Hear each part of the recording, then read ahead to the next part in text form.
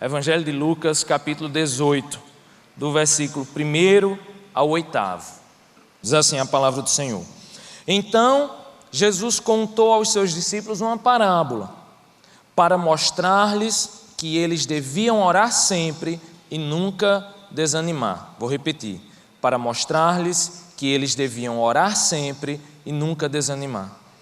Ele disse: em certa cidade havia um juiz que não temia a Deus, nem se importava com os homens. E havia naquela cidade uma viúva que se dirigia continuamente a ele, suplicando-lhe: faze-me justiça contra o meu adversário. Por algum tempo ele se recusou, mas finalmente disse a si mesmo: embora eu não tema a Deus e nem me importe com os homens, esta viúva está me aborrecendo. Vou fazer-lhe justiça para que ela não venha mais me importunar. E o Senhor continuou: ouçam o que diz o juiz injusto. Acaso Deus não fará justiça aos seus escolhidos que clamam a Ele dia e noite? Continuará fazendo-os esperar? Eu lhes digo, Ele lhes fará justiça e depressa. Contudo, quando o Filho do Homem vier, encontrará fé na terra? Vamos orar? Senhor Jesus, santo és o teu nome, ó Deus. Tu és maravilhoso, tu és o nosso Deus, e a tua palavra, ó Deus, é lâmpada para os nossos pés, ó Deus. A tua palavra ilumina os nossos caminhos, ela nos alimenta, ó Deus, ela renova as nossas forças. A tua palavra, ó Deus, esse texto, começa o Senhor dizendo que lhes digo essas palavras para que não deixem de orar e para que não desistam. Então, que o Senhor, ó Deus, possa tocar o nosso coração, possa abrir os nossos olhos espirituais, ó Deus, para que possamos te enxergar em nossa vida, ó Pai. Abençoa esse culto, abençoa essa mensagem, a vida de cada um de nós. É assim que nós te oramos, ó Pai, no nome de Jesus. Amém. Gente, essa parábola é uma parábola muito conhecida, né? A parábola do juiz iníquo. E essa parábola, ela fala de um homem, que esse homem era juiz em uma determinada cidade, e era um juiz que nem temia a Deus e que não se importava com os homens. É assim que o texto fala. Se a gente for ver a raiz desse texto no grego, ele vai trazer uma coisa que é muito interessante. Quando ele diz que esse homem não se importava com os homens, ele diz, na verdade, que esse homem não se envergonhava do que fazia diante dos homens. A melhor tradução talvez fosse essa. Isso é muito comum porque na nossa sociedade ocidental, quando a gente exorta um filho, a gente costuma dizer: olha, meu filho, não faça isso, porque isso não é certo. Então a gente parte de um padrão abstrato de moral e costuma dizer ao nosso filho: olha, meu filho, isso é certo, isso é errado. No Oriente, normalmente não se diz isso é certo e isso é errado. No Oriente, normalmente se diz: isso é vergonhoso.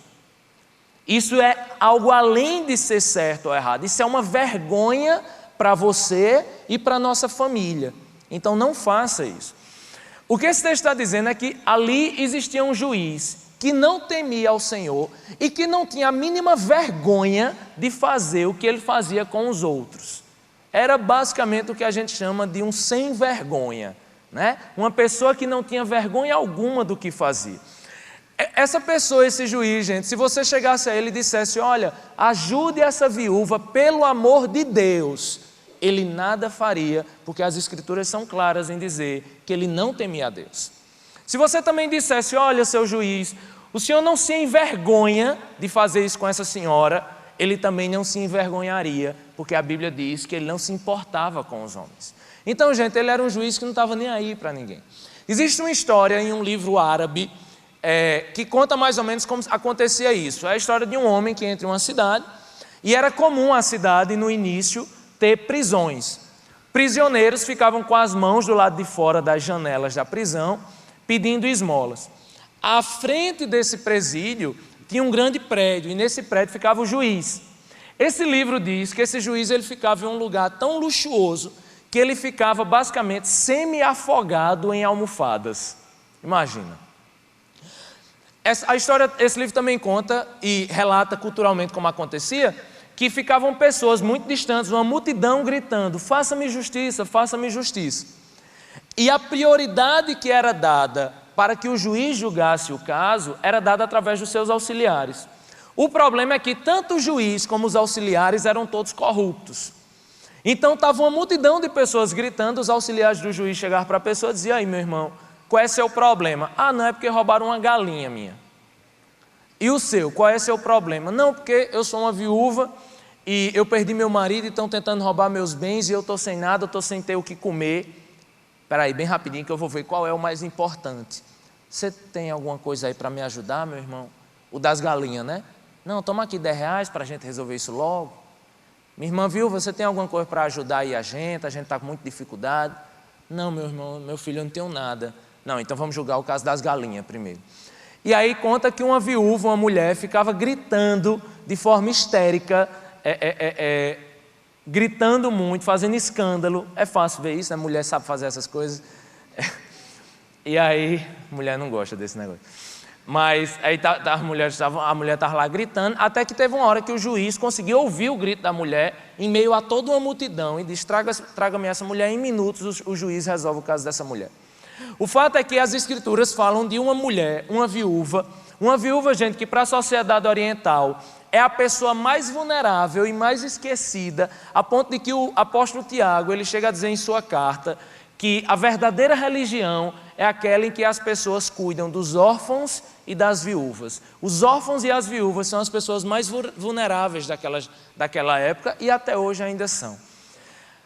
Jesus conta a parábola desse juiz extremamente iníquo e de uma viúva que provavelmente estavam tentando roubar algo que o seu marido deixara, e ela tenta que o juiz lhe faça justiça e o juiz nunca faz. Até o ponto que o juiz disse assim: olha, eu vou fazer justiça a essa mulher, e o versículo 5 diz: essa viúva está me aborrecendo, então vou fazer-lhe justiça para que ela não venha mais me importunar. Na verdade, essa mulher importunou tanto que a melhor tradução do grego aqui seria: vou fazer-lhe justiça para que ela não me importune para sempre. Você vê que a mulher aperreou tanto que ele achava que essa mulher ia ficar para sempre no pé dele. Ele fez: não, então eu vou fazer justiça a essa mulher logo.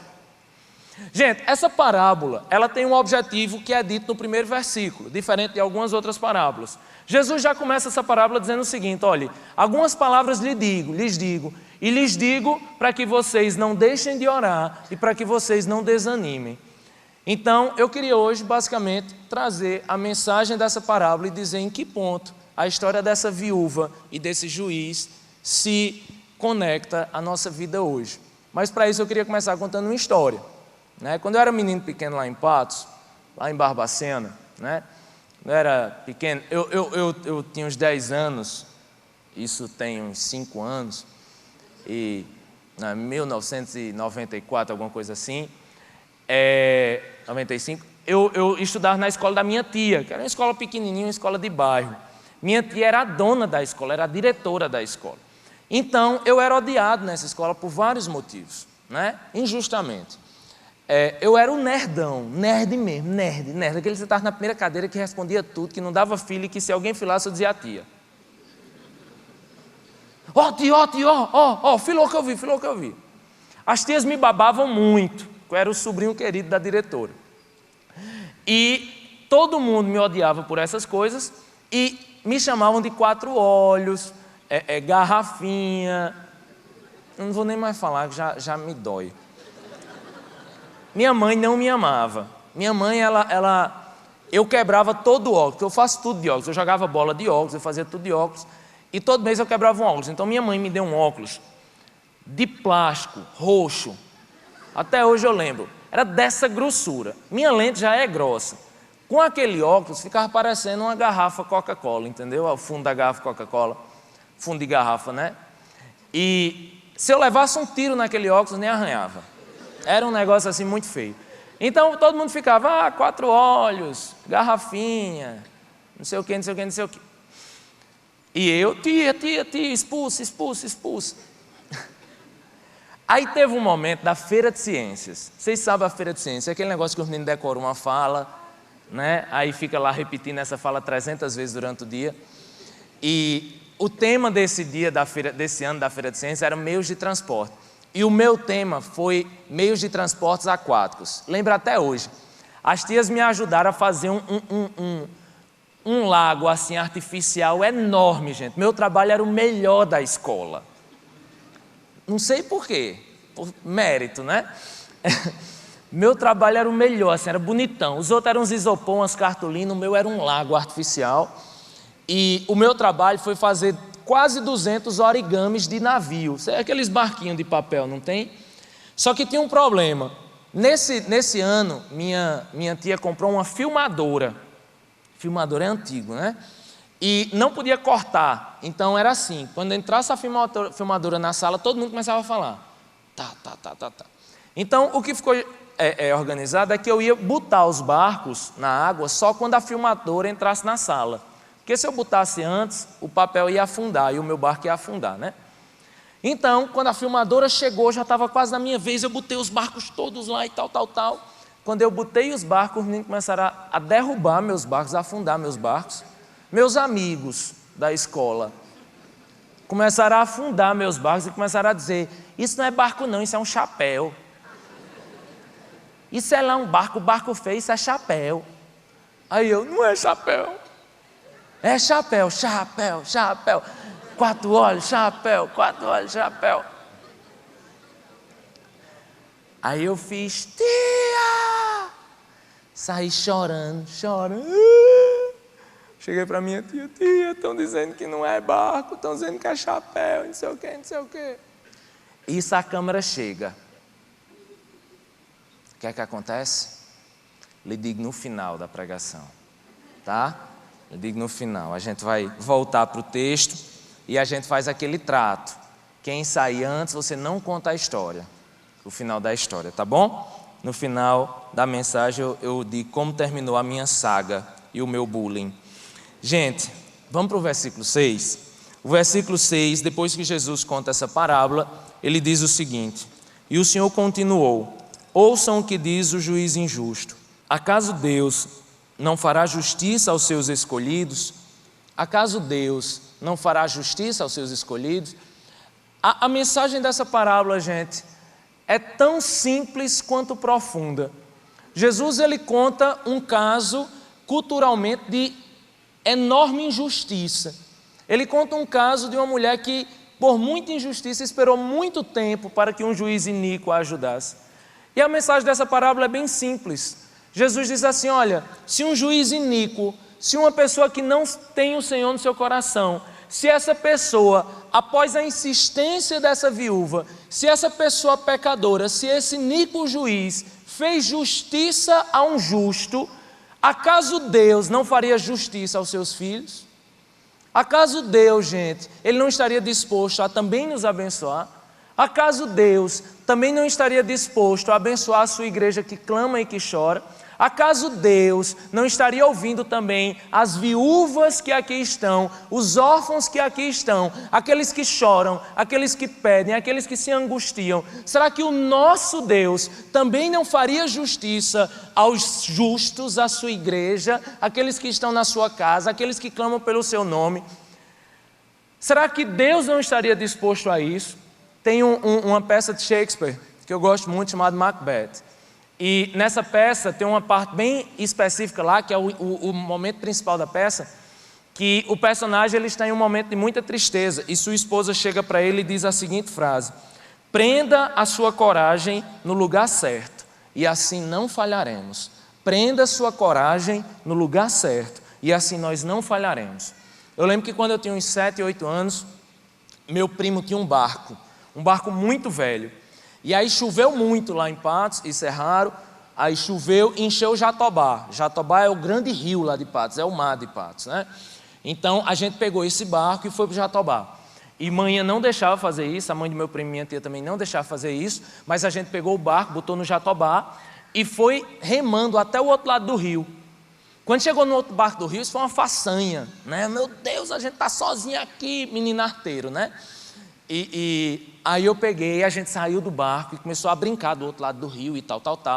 Eu sei que a gente brincou e tal, correu, mexeu em coisa lá, não sei o que, tal. Quando a gente olhou, o barco foi embora. O barco estava quase do outro lado da margem, nosso barquinho. E os remos ficaram na praia. Na praia em Patos, aí. Na praia lá, na terra. A gente teve que sair nadando, pegar o barco, puxar o barco nadando. 2 crianças, medo de cobra, medo de bicho, medo de cipó, medo de tudo, medo de morrer afogado. trouxe o barco de volta, pegou, subiu no barco, foi embora para casa. E eu nunca mais vou esquecer de um detalhe. Sempre que você pare o barco, joga a âncora. Joga a âncora. E como isso é parecido com a nossa vida, gente. Essa peça é muito bela quando a esposa desse homem diz assim, olha, tudo depende de onde você vai ancorar a sua coragem. Tudo depende de onde você vai alicerçar a sua vida. Porque a Bíblia diz, gente, que aqueles que ouvem a palavra do Senhor e não as pratica, e a pratica, aquele que ouve a palavra do Senhor e a pratica, é semelhante a um homem que constrói a sua casa sobre a rocha. E aí quando ele constrói a casa sobre a rocha, descem as chuvas, sopram os ventos, inundam os rios, mas essa casa não cai. E essa casa não cai porque foi construída sobre a rocha. Mas a Bíblia também diz daqueles que ouvem a palavra do Senhor e não as observem, não as praticam. E diz que esses homens, eles são como aqueles que constroem uma casa sobre a areia. E aí quando se constrói a casa sobre a areia, quando as chuvas caem, quando os ventos sopram, quando os rios inundam, essa casa cai. E essa casa cai, gente, porque essa casa foi construída sobre a areia. E a nossa vida é assim, a nossa vida é essa casa. A nossa vida é a pura certeza de que o nosso destino está nas mãos ou no lugar onde depositamos a nossa âncora, onde jogamos a nossa fé. Se você joga sua fé sobre a areia, ou se você deposita sua confiança em homens, em pessoas, em políticos, a sua vida vai desmoronar, a sua casa vai desmoronar, porque não existe ninguém nesse mundo em quem possamos construir a nossa casa, a nossa vida, ela tem que ser construída sobre a rocha, e essa rocha é Jesus, porque a Bíblia diz que nós temos um Deus que nos ama, um Deus que é justo, um Deus que é misericordioso, um Deus, gente, que a sua graça, a sua misericórdia, ela se renova cada manhã, e nós erramos, mas um novo dia vem, uma nova manhã vem, e a esperança surge, e a certeza de que o amor do nosso Deus é constante, a certeza de que o nosso Deus não nos desampara, a certeza de que eu posso lançar sobre Ele as minhas ansiedades, eu posso lançar sobre Ele as minhas dúvidas, as minhas angústias, porque nós temos o justo juiz como Deus, um Deus que nos ama, um Deus que olha para nós, um Deus que nos observa, um Deus que tem contado os fios do nosso cabelo, um Deus que não deixa que uma folha de uma árvore caia sem a sua permissão. Um Deus, gente, que traça os nossos caminhos, que cria os nossos destinos, que desenha a nossa história. A única certeza que nós podemos ter nessa vida é que a nossa vida está nas mãos desse Deus. E que se a minha vida está nas mãos desse Deus, se a minha vida está sobre a rocha, nada pode nos derrubar, gente. Nada pode nos derrubar. Eu tenho um amigo, um casal muito querido, um casal muito próximo, que já me abençoou muito na vida. E ele tinha 2 empregos, a esposa trabalhava, e ele estudando para concurso, passou no concurso.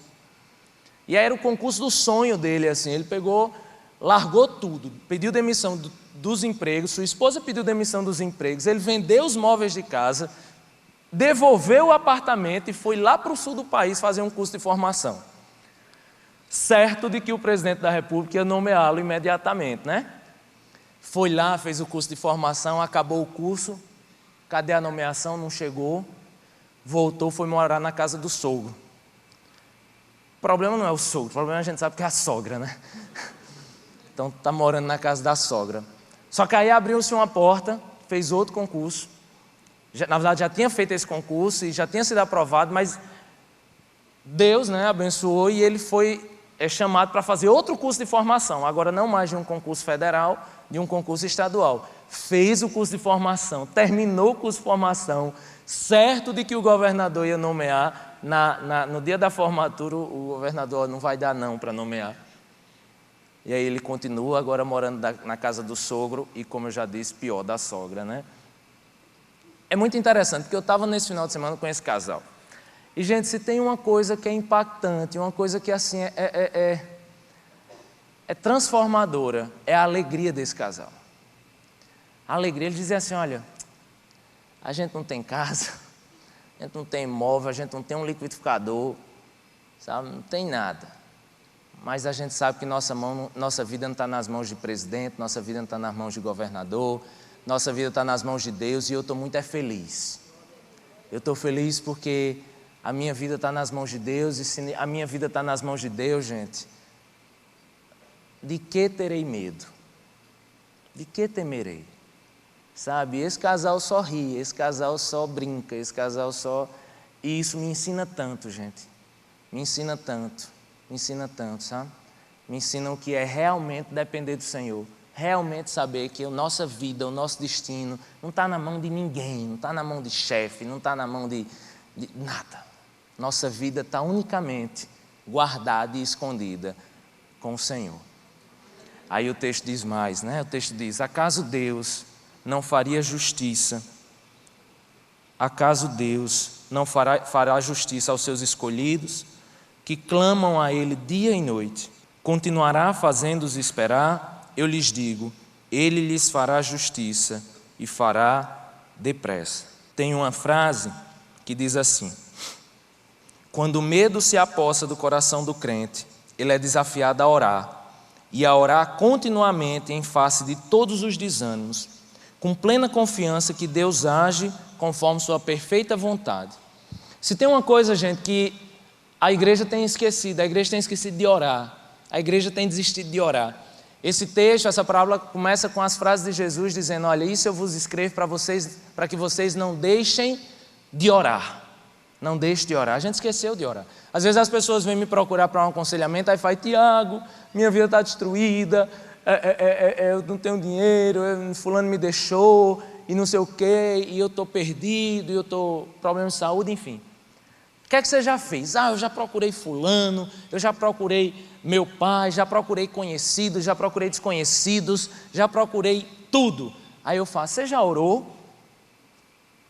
Não. Tinha que orar? Sabia não. Pensei que a gente só orava quando estava perto do caixão. Mas não, meu irmão. Não. Oração não é o fim da caminhada, não. Oração é o começo. Oração não é a última coisa da vida de um cristão. Oração é a primeira. A oração, gente, é a vida do cristão. A oração é a essência do nosso relacionamento com Deus. A oração é vida, a oração é fôlego, a oração é o nosso respirar, a oração é aquilo que nos dá força, a oração é o que nos levanta, a oração é aquilo que nos dá esperança, a oração é aquilo que aumenta a nossa fé, a oração é a certeza da presença do Senhor. A oração, gente, não é para mudar o coração de Deus, nós oramos para que Deus mude o nosso coração. A oração é a certeza que Deus não nos abandona. A oração, gente, é o respirar, é a água, é a força, é a alegria, é a esperança. A oração é aquilo que me faz perseverar. A oração é aquilo que me faz andar. A oração, gente, é ligar a chave do carro, é o primeiro passo, é o primeiro momento, é o primeiro momento da minha vida, do meu dia, é o meu acordar, é o meu respirar, é a minha vida. Isso é oração. Eu estava vendo um vídeo muito engraçado, ele falava os tipos de oração, e eu tenho a mente muito acelerada. Acho que você notou, né? Tenho a mente muito acelerada, e às vezes eu estou orando e ele fala de uma oração, oh meu Deus, como é o nome? Oração chamada cruzada, um negócio assim. Como é? Linha cruzada, oração linha cruzada. Aí é assim, eu sou assim orando às vezes, eu estou aqui orando: Senhor, abençoa, Deus, a minha vida. Rapaz, será que eu tranquei o carro? Deus, abençoa, eu estou orando de joelho: Deus, abençoa a minha vida. Meu Deus, acho que não está aparecendo aqui atrás. Deus, obrigado, Jesus, por tudo que o Senhor tem. Rapaz, será que minha esposa já chegou? A gente está nem aí, a nossa oração virou um ato religioso, sabe? Virou uma coisa sem vida, virou uma coisa sem expressão. Aquela oração que a gente faz na hora do almoço, sabe? Dia desse eu tenho uma reza para o almoço e para a dormida, sabe? Virou uma reza. E eu descobri que virou uma reza no dia que eu estava orando para dormir e falei: Deus, abençoe esse almoço. Eu troquei. E quando eu fui almoçar, eu falei: Deus, abençoe essa noite. Troquei, gente, porque não passa de palavras, sabe? Palavras sem expressão, palavras sem intimidade, palavras sem vida, sem força. Isso não é oração. Hoje de manhã, quando eu preguei, uma irmã me trouxe um sonho que ela teve essa noite, e ela sentiu do Senhor de me contar, e eu senti do Senhor de contar também aqui na igreja, a igreja. Ela falou que sonhou que entrava em um hospital e que tinha vários irmãos na igreja, todos doentes, alguns sem braço, outros sem pernas, outros falecendo em camas. E o interessante era que nesse sonho, todos esses irmãos, eles tomavam soro nos joelhos. E a palavra do Senhor que ela recebeu e que Deus confirmou no meu coração é que a igreja, ela está morrendo, gente, porque a igreja não está orando. A igreja não está orando, a igreja não está de joelhos. Não é que você precise orar de joelho, mas você precisa orar. Você precisa se entregar a Deus, e é se entregar verdadeiramente. E logo após esse texto, a Bíblia conta a história do fariseu e do publicano, que eles sobem ao monte para orar. Aí o fariseu ele vai orar, e no versículo 11 diz que ele estava em pé e que orava no seu íntimo: Deus, eu te agradeço porque não sou como os outros homens, ladrões, corruptos, adúlteros, nem mesmo como esse publicano. Eu jejuo 2 vezes por semana, dou o dízimo de tudo quanto ganho. Aí a Bíblia fala do publicano. Diz que o publicano ficou à distância, porque ele nem ousava olhar para os céus. Mas ele, batendo no peito, dizia: Deus, tem misericórdia de mim, porque eu sou um pecador. Sabe, a nossa oração, gente, tem que ser a oração do publicano, a oração daquele que chora, a oração daquele que sabe que não passa de uma viúva, aquele que sabe que não é ninguém, aquele que sabe que se não fosse a misericórdia de Deus, a gente não teria nada, a gente não seria nada, aquele que sabe que se tem saúde hoje, se acordou nessa manhã, se pode estar aqui, gente, num momento tão maravilhoso, ouvindo a palavra do Senhor, louvando a Deus, é porque Deus nos permitiu. Só a oração do publicano foi ouvida porque era a oração da viúva, a oração daquele que sabe que não é nada, a oração daquele que sabe que só Deus para o ajudar, que não são homens que irão lhe ajudar, que é só o Senhor que pode cuidar de sua vida. É a oração do quebrantado, é a oração do justo, é a oração daquele que ainda tem fé, daquele que sabe que Deus o ouve, é a oração daquele que de joelhos doloridos sabe que Deus honra a vida daqueles que se derramam diante dele, que se quebrantam diante dele. A oração daquele que sabe que é um pecador, que sabe que é um miserável, mas que sabe também que Deus não nos abandona, que Deus sempre está conosco. A oração daquele que sabe que não é ninguém, gente. Essa é a oração. Eu estou lendo um livro de Philip Yancey, muito bom, chamado Para que serve Deus? Em busca da verdadeira fé. E ele conta uma história que me impactou demais. Ele diz: conheci uma mulher espantosamente jovem, vítima de esclerose múltipla, que veio mancando até mim para me dizer que está aprendendo tudo o que consegue sobre oração, porque a doença está avançando tão rápido que em breve lhe sobrará muito pouco a fazer, a não ser orar. Uma jovem, gente, com uma doença raríssima, que chega para esse homem e diz: olha, me ensina como eu oro, porque eu estou pouco a pouco perdendo meus movimentos, e daqui a alguns meses eu ficarei em uma cama, e daqui a alguns anos, ou poucos meses a mais, eu estarei diante do Senhor, e eu quero terminar minha vida fazendo a coisa que mais me alivia, a coisa que mais me dá certeza, a coisa que mais me fortalece. Eu quero aprender a orar. Me ensina a orar. Eu quero ficar numa cama, mas eu quero ficar numa cama louvando a Deus até enquanto houver fôlego, até enquanto houver força, até enquanto o Senhor me quiser nessa terra. Eu quero orar. Eu quero orar. A gente não ora mais porque a gente não acredita mais, a gente não ora mais porque a gente não acha mais que Deus pode fazer alguma coisa, a gente não ora mais porque a gente perdeu o ânimo, a gente perdeu a fé, a gente perdeu a força, a gente perdeu a esperança. A gente não ora mais, gente, porque a gente busca esperança e lança nossas âncoras em coisas desse mundo e não no Senhor. É por isso que a gente não ora mais. No final, já para encerrar, Jesus disse: olha, continuará fazendo-os esperar, versículo 8, eu lhes digo, ele lhes fará justiça e depressa. Contudo, quando o Filho do Homem vier, encontrará fé na terra?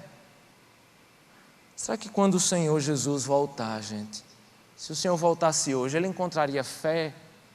Fé no nosso coração, fé como a certeza, sabe, das coisas que não se vê. Sabe, fé como aquele passo que você dá no escuro. Fé quando todo mundo diz não, mas você sabe que Deus diz sim, então você anda. Fé de saber, sabe, que Deus está do outro lado do rio. Fé de saber que Deus está mandando você seguir, então você não vai parar. É muito difícil a gente falar sobre isso, e tem um vídeo que eu queria passar para vocês, de uma música de Livres para Adorar, chamada Quando o Mundo Cai ao Meu Redor. E esse clipe, ele fala da história, uma história real de um casal que tinha uma filhinha e essa filhinha faleceu. O clipe traz imagens reais dessa criança, e esse pai dessa criança, depois que sua filha morreu, tentou se matar, mas aí o clipe traz um pouquinho de o que seria uma vida de fé e não de vista. Pode soltar.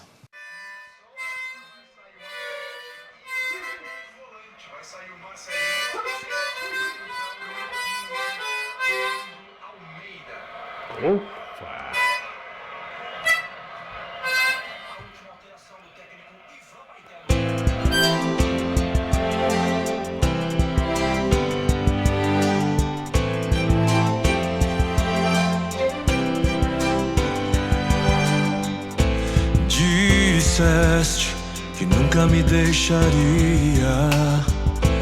Disseste que a vida me abalaria. Disseste que no mundo eu teria aflições. Mas eu sei, quando o mundo cai ao meu redor, teus braços me seguram. Quando o mundo cai ao meu redor, és a esperança pra mim.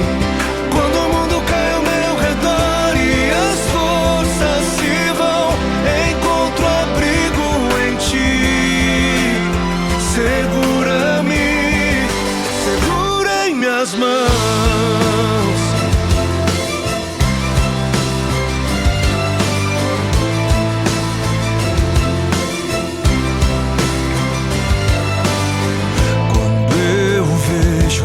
Escuridão da noite, quando eu vejo a tragédia vindo sobre mim, mesmo assim eu descanso em teus braços de amor, pois eu sei, quando o mundo cai ao meu redor, teus braços me seguram.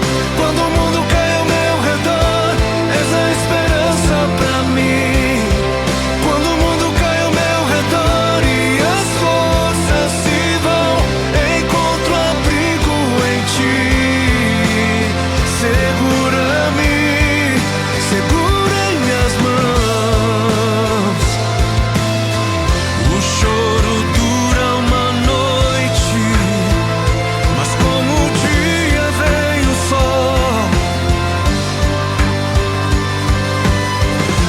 Tempestades virão, mas sobre a morte ele venceu. Ele venceu. Quando o mundo cai ao meu redor, teus braços me seguram. Quando o mundo cai ao meu redor, és a esperança pra mim. Quando o mundo cai ao meu redor e as forças se vão, encontro abrigo em ti. Segura-me. Quando o mundo cai ao meu redor, teus braços me seguram. Quando o mundo cai ao meu redor, és a esperança pra mim. Quando o mundo cai ao meu redor e as forças se vão, encontro abrigo em ti. Segura-me, segura em minhas mãos.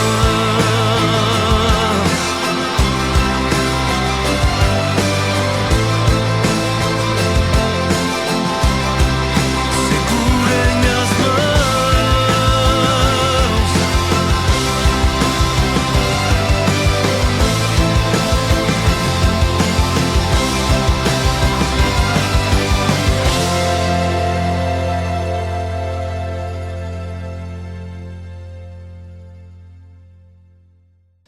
E eu estava lá chorando por causa dos meus barquinhos, que todo mundo dizia que era chapéu.